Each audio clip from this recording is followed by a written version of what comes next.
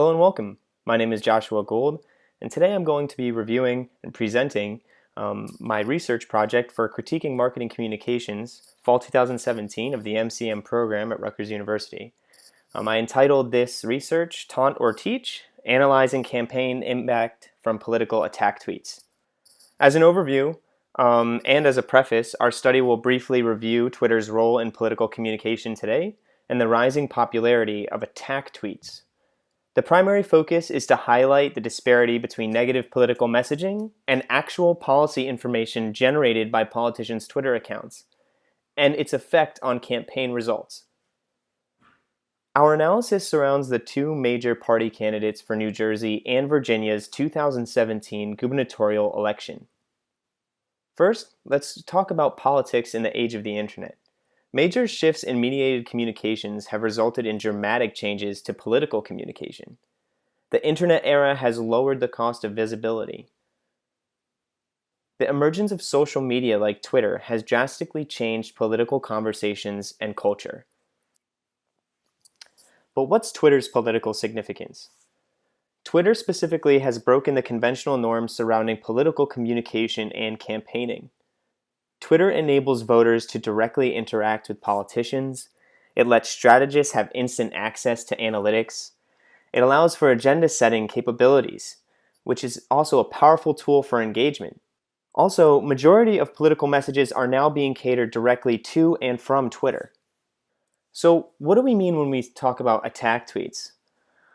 Well, lucky for us, we have an example as president. So this slide is entitled Attack Tweets in the Age of Trump. So social media platforms, especially Twitter, have overtaken traditional media outlets and paid advertising in the 2016 presidential election for rallying voters and hitting their rivals.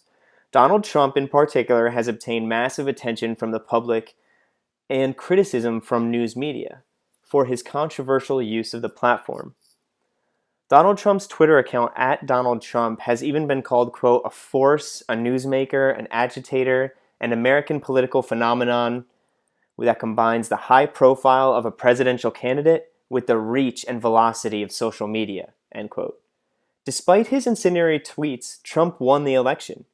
His untraditional Twitter strategies helped give him the most public attention, and even shifted voters' attention on questioning the validity of more traditional media. This impact on visibility and interaction could be a direct result of Trump's personal attacks and insults through the medium. Before Trump, attack advertisements have been common in political sector for decades and have proven to trigger favorable voter reactions. In the 2016 election, we can see that attack tweets, a new form of digital attack advertisements, if you will, were very effective in drawing voter reactions too. By way of his own agenda-setting effects, Trump's tweets were able to conjure corrupted political associations to his opponent, Hillary Clinton, with hashtags like Crooked Hillary, Pay to Play, and Lock Her Up. I also found this interesting. The New York Times compiles a list of everyone and thing Trump has insulted through his Twitter account. With a steady increase in political animosity towards opposing parties, this data coming from the Pew Research Center, combined with the application of unfiltered social media posts from politicians, it's no surprise more political actors and candidates are adopting these strategies, which include attack tweets. By examining opposing sets of political messages surrounding two gubernatorial elections, this study will aim to highlight how commonplace attack tweets have become and how significant the impact is on voter behavior and election results. Our contextual research will examine major party candidates' Twitter activity for New Jersey and Virginia's 2017 gubernatorial elections, measuring frequency and impact disparity between negative and positive political tweets. We will also examine and compare specific metrics and activity between these candidates. And our sample size was collected from 100 chronological tweets dating back from coinciding election days.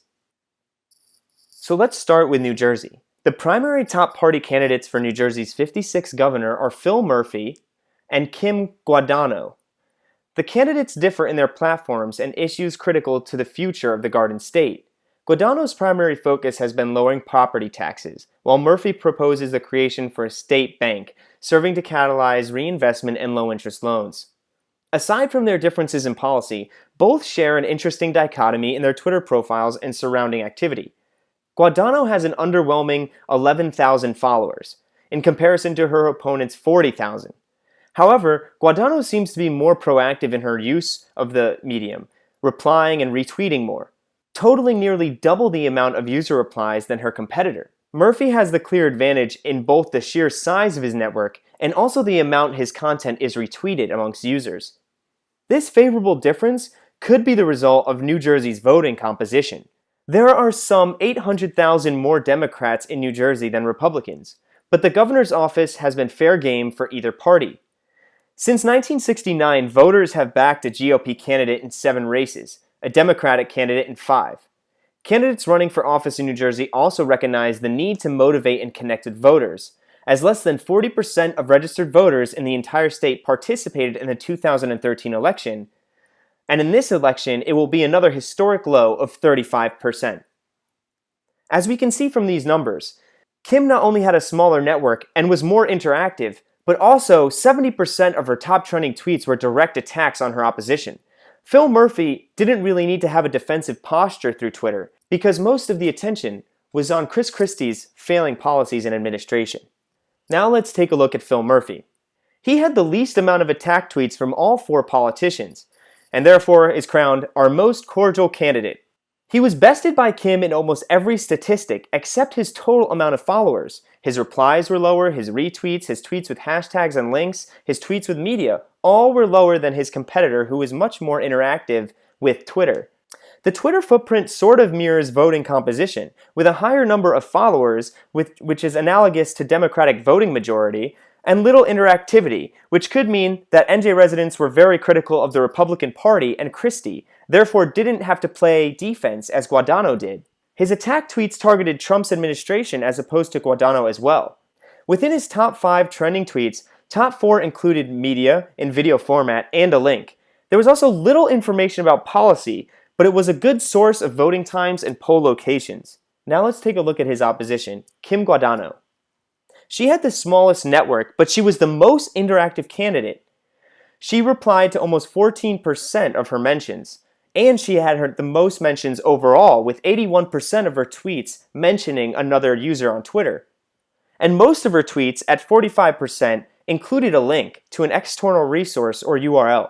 Interestingly enough, her top trending tweet attacks her own party, putting Christie under the microscope. She also utilizes the agenda setting functionality of Twitter by mentioning journalists and broadcasters more than anything else.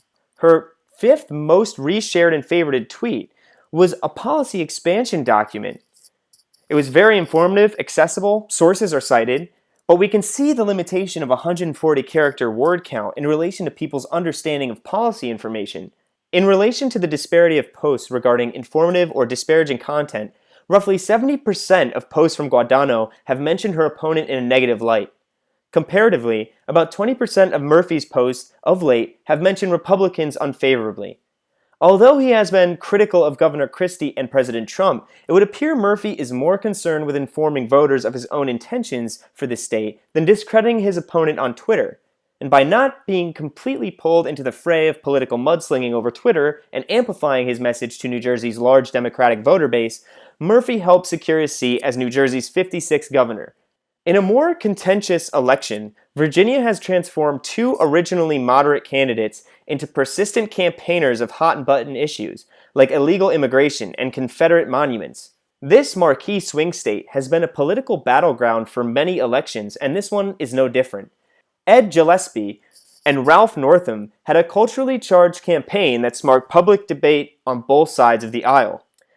Gillespie, with roughly 43,000 followers, and Northam, with approximately 66,000 of his own, have a much closer scale of influence than their New Jersey counterparts via Twitter. Their total number of followers may be similar, but their specific activities in regards to interaction greatly differ.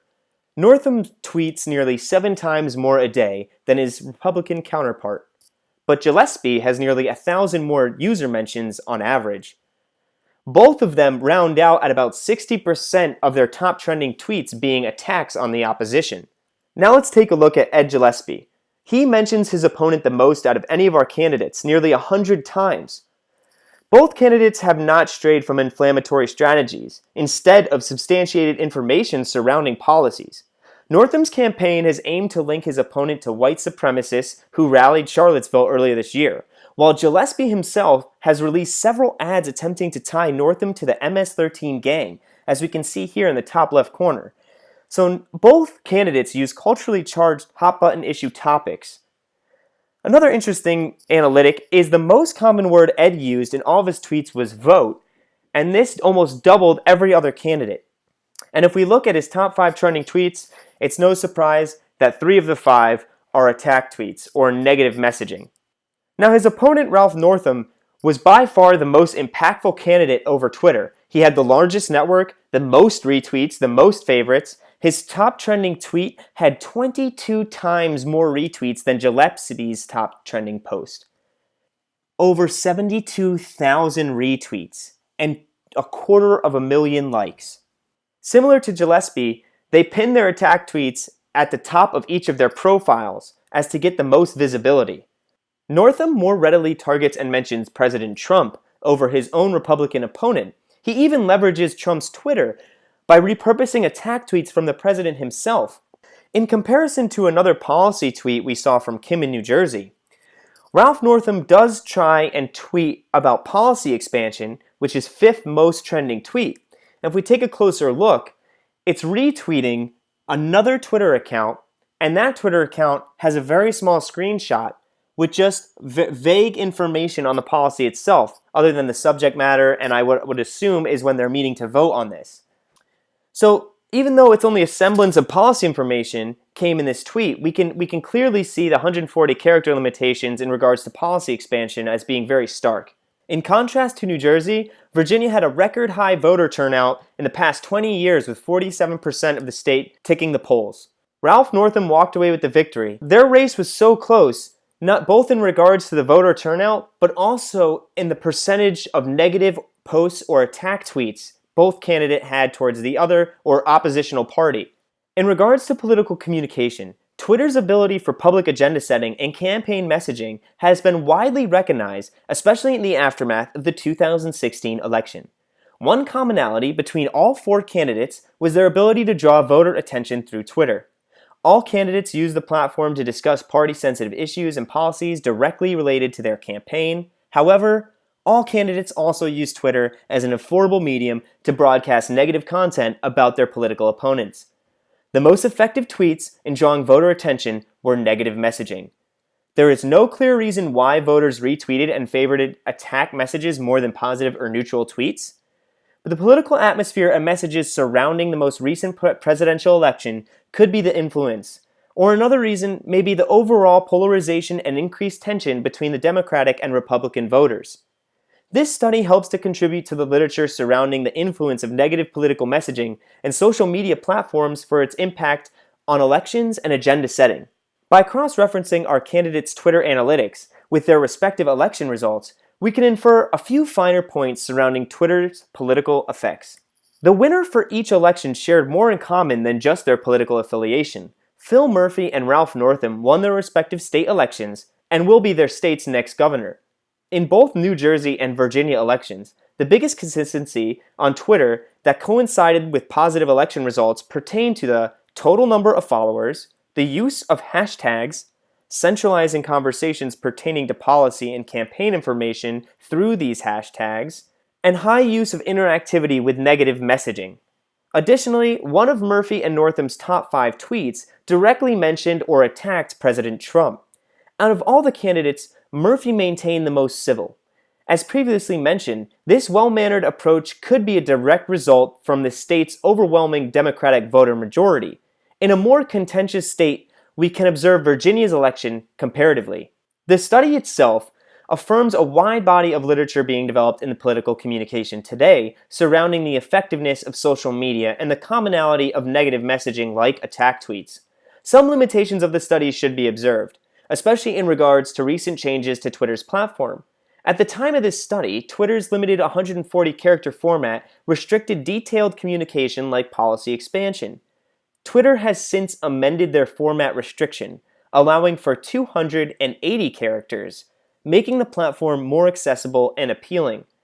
The increase to characters per tweet could allow politicians to further detail policy and campaign information. However, we can already see, up in the top left corner here, President Trump has adopted the new character limit to bolster incendiary tweets as opposed to switching gears. And interestingly enough, President Trump's first 280 character tweet was a reflection of this campaign.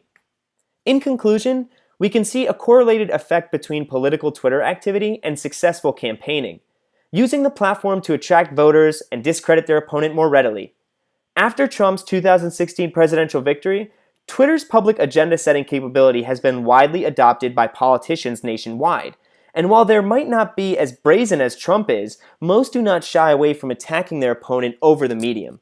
In fact, the top trending political communications through Twitter involve negative messaging, targeting their opponent or opposing party. As long as Twitter continues to be an affordable means for reaching millions of voters instantly for politicians, it may be a while before we see a shift in this type of user behavior. Here's my references for this research. I'm going to skim through these slides, and you can just pause the video if you want any more detail on any of these. Thank you. If you have any more questions or would like any more information, please reach out to me. My email is joshua.gould@rutgers.edu. The analytics were powered by Twitonomy and Faller.ma.